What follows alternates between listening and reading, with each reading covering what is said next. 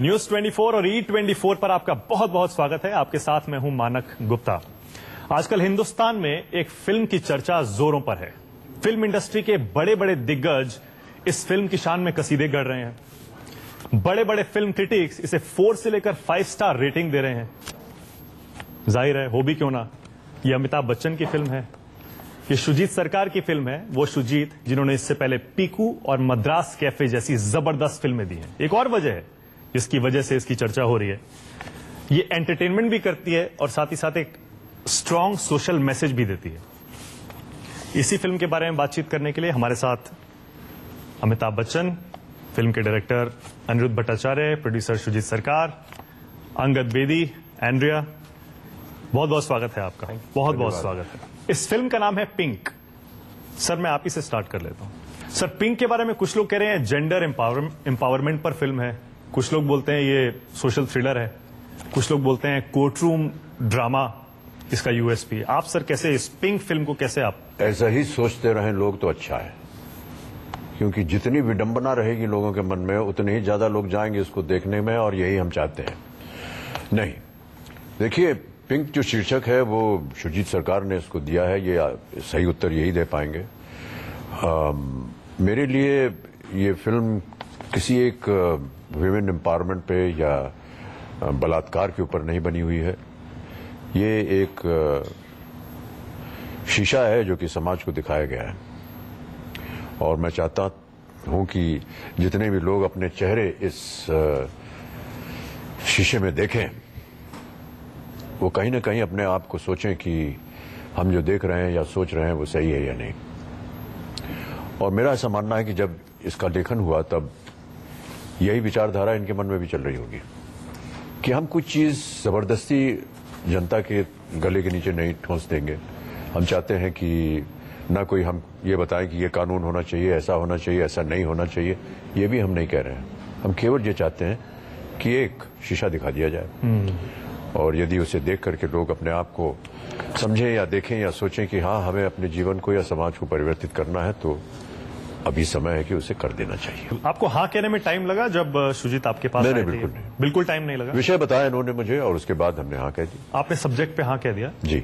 आप आजकल, क्योंकि आप तो एक अलग ही लीग में, अलग ही स्टेज पर पहुंच चुके हैं। कैसे आपने ये मान लिया कि आप अलग लीग, अलग स्टेज पे पहुंच गए? अरे सर, क्या बात कर रहे हैं? बात ही कर रहा हूं मैं तो। सर, आप किसी से भी पूछिए, नॉट जस्ट इन इंडिया। नहीं सर, ये इस तरह की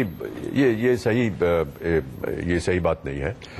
हम सब एक हैं, और जब हम लोग किसी भी प्रयास में काम करते हैं, प्रोजेक्ट हो, तो हम सब एक ही परिवार के लोग हैं। इसमें कोई परिवर्तन तो है नहीं। जी हाँ, जो मैंने कहा, उसके पीछे मेरा एक सवाल भी था, वो जो फॉलो कर रहा था। सवाल मेरा ये था, आजकल सर इस स्टेज पे आप जब फिल्में चुनते हैं तो उसका क्राइटेरिया, आधार क्या होता है?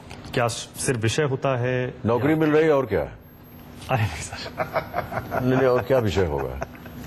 नौकरी मिल रही है, और जो कहानी सुन रहे हैं वो अच्छी लग रही है, जो किरदार हमको दिया जा रहा है उसे करने का मन चाह रहा है, और जिन लोगों के साथ हम काम करने जा रहे हैं वो अच्छे लोग हैं, नेक लोग हैं, उनके साथ समय बिताने में हमको समय मिलेगा।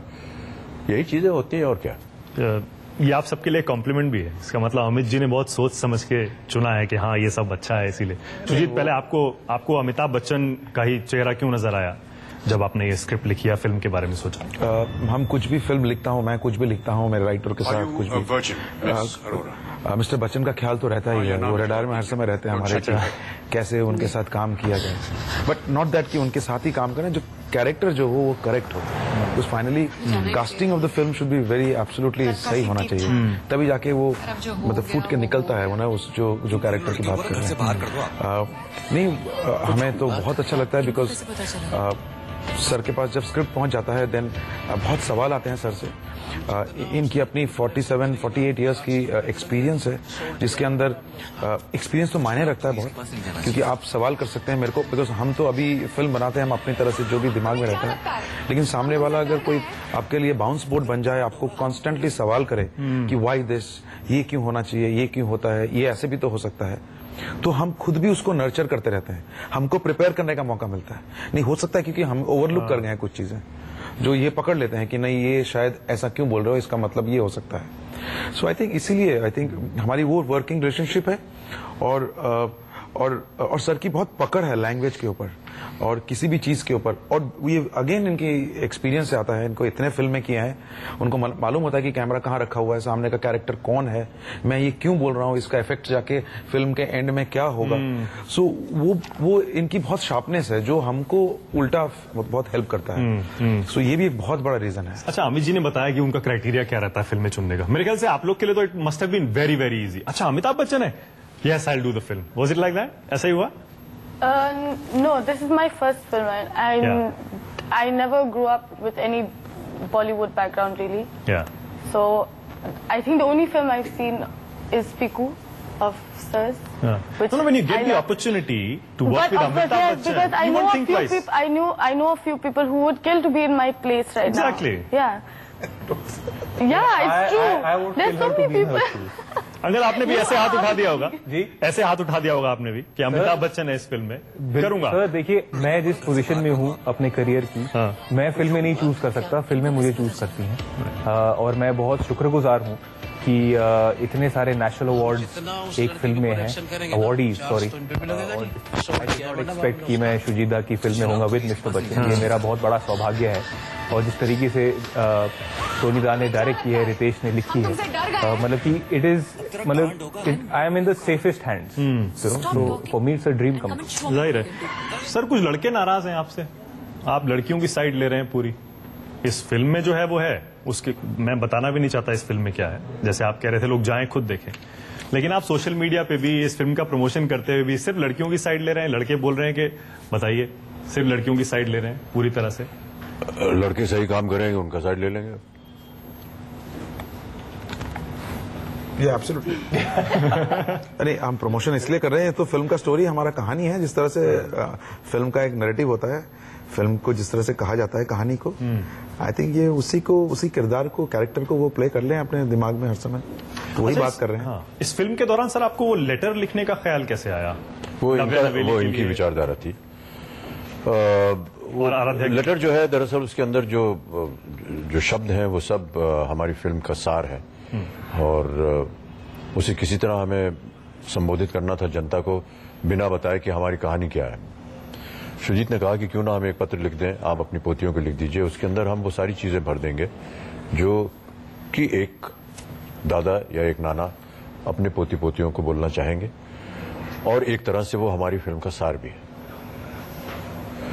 हम दोनों ने विचार विमर्श किया, एक पत्र बना और उसको हमने छपा दिया। तो ब्रिलियंट आइडिया है, क्योंकि अमित जी लिख रहे हैं अपनी नातिन को और पोती को, लेकिन पूरे हिंदुस्तान में मेरे ख्याल से कोई ऐसा नहीं होगा जो अमित जी कुछ बात कहें और खासतौर से एक लेटर के जरिए, और उसको सीरियसली ना लें। नहीं, उसके अंदर लिखा भी हुआ है कि उन्होंने ये भी लिखा है कि मैं लिख तो तुम लोगों को रहा हूं, लेकिन ये सबके लिए, ये सब सारे ग्रैंड डॉटर्स अमित जी, और उसका वीडियो भी अमित जी आपने अपलोड किया है। तो जब उसे सुनेंगे तो हर कोई समझेगा हाँ ये कह रहे हैं तो इसमें दम होगा। देखिए, एक नाना जी क्यों नहीं कहेंगे? अब नाना जी नहीं कहेगा तो कौन कहेगा? एक ग्रैंडफादर तो अपने ग्रैंड डॉटर के बारे में कहेंगे इस तरह से बात।